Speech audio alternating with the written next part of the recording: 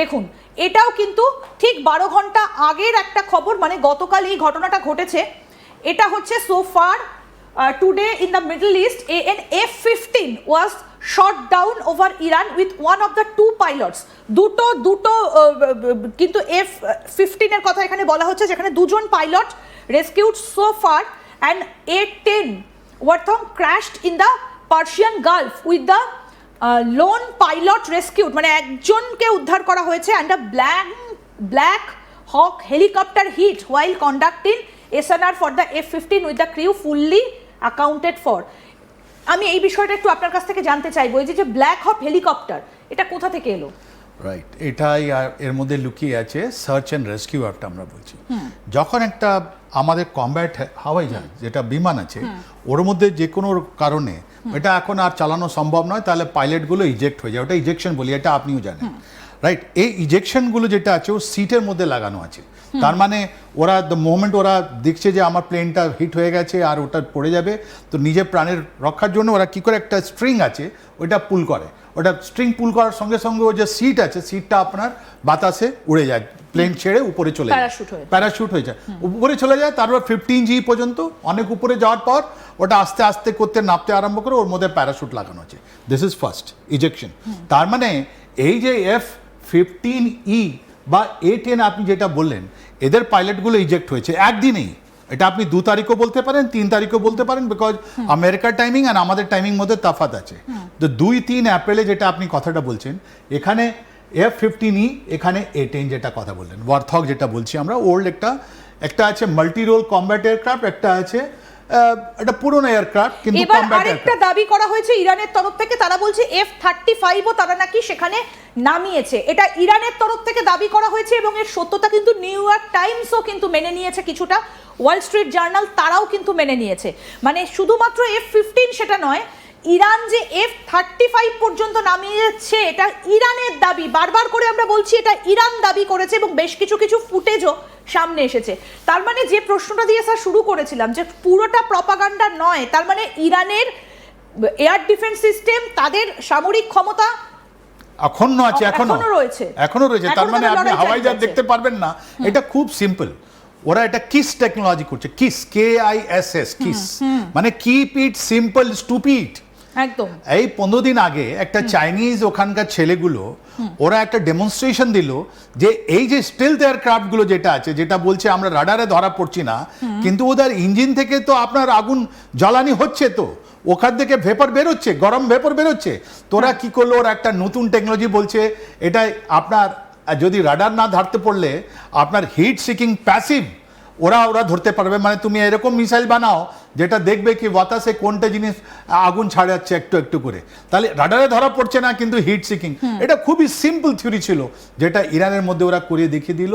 তাই জন্য ওরা বারবার বলছে, আপনার মনে আছে তো এখন ওদের এয়ার টু এয়ার রিফিউলার কতগুলো F-35, F-15 কতগুলো কথা বলছে ওরা, যেটা আমেরিকা এটা মানতে চাইছিল না, এটা ওরা করিয়ে দিল যখন ওদের দুটো পাইলট জাম্প করলো।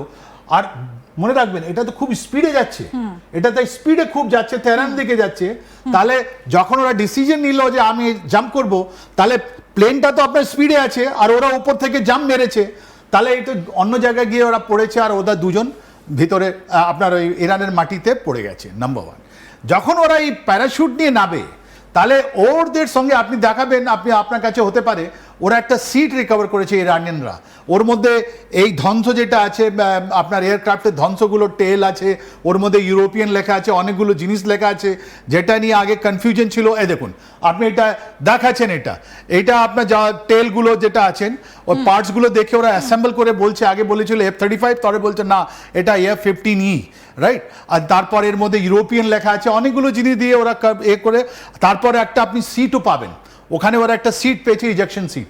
এই ইজেকশন সিটের মধ্যে একটা আছে যে এটা আপনার ছুড়লে কি হয় জানেন, ওটা পায়ের উপরে আর স্পাইনের উপরে, পাইলট যেটা এটা খুব সেফটি, এটা 3rd জেনারেশন এই যে লাগানো আছে, এটা 3rd জেনারেশন আপনার আছে কি নাম বলি ইজেকশন আর যখন পাইলট নেমে যায় দুটো প্যারাশুট নিয়ে, ওর কাছে অনেকগুলো জিনিস থাকে। ওর কাছে জানেন কী কী থাকে?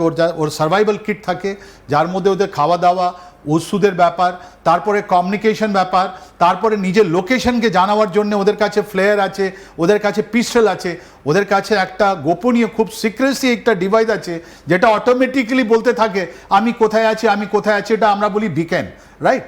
তো এই তারপর ওদের একটা ট্রেনিং আছে, পাইলটের ট্রেনিং আছে। পাইলটের ট্রেনিং কি আছে? প্রথমে সার্ভাইভ করা, রাইট? তারপরে ইভেশন করা, মানে ওকে যদি কেউ ধরতে পারে কী করে বাঁচতে হবে, ওদেরকে লুকিয়ে রাখতে হবে, তারপর ধরা পড়লে রেজিস্ট্রি করতে হবে, তারপরে স্কেপ।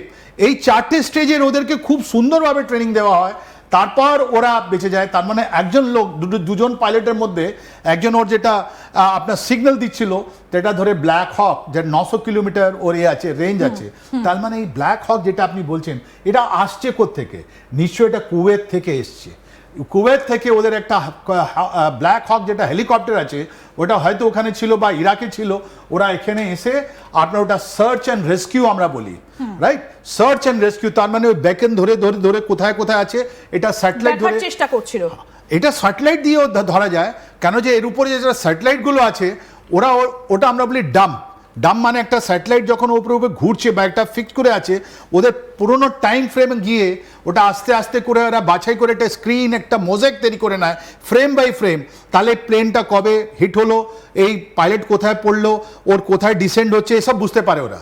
তাহলে ওর মধ্যে দুজনের মধ্যে একজনকে ধরা পড়েছে আর একজন আর ধরা পড়ছে না। এই একজন যে ধরা পড়ছে না, এটা আপনার পুরো যতগুলো ইরান কনফ্লিক্ট আছে এর মধ্যে একটা চেঞ্জ এনে দিয়েছে আপনার দুদিন ধরে। আজকে আপনি তো বলছেন F-30 একটা গেছে যেটা কেউ কনফার্ম করতে পারছে না। এই যুদ্ধের মধ্যে এটা সার্চিং অপারেশন চলছে যে কোথায় পড়েছে। এটা ইরান দাবি করেছে যে তারা সেটাকে নামিয়েছে, কিন্তু কোথায় পড়েছে সেটা সার্চিং অপারেশন চলছে বলে দাবি করা হচ্ছে। কমব্যাট সার্চ অ্যান্ড রেস্কিউ অপারেশনটা চলছে, এটা খুব সুন্দরভাবে আপনি বুঝে দিলেন। দেখুন এর ইতিহাস আছে, ব্ল্যাক হকের একটা ইতিহাস আছে। আমেরিকার দুটো সাকসেসফুল আর একটা সাকসেসফুল আর দুটো ফেলিয়ার আমি কথা বলবো। ঠিক 1979-এ যখন এদের ইরানিয়ান হস্টেজ নেওয়া হয়েছিল সেম তেহরানে, ওদের অ্যাম্বাসি স্টাফগুলোকে রাখা হয়েছিল।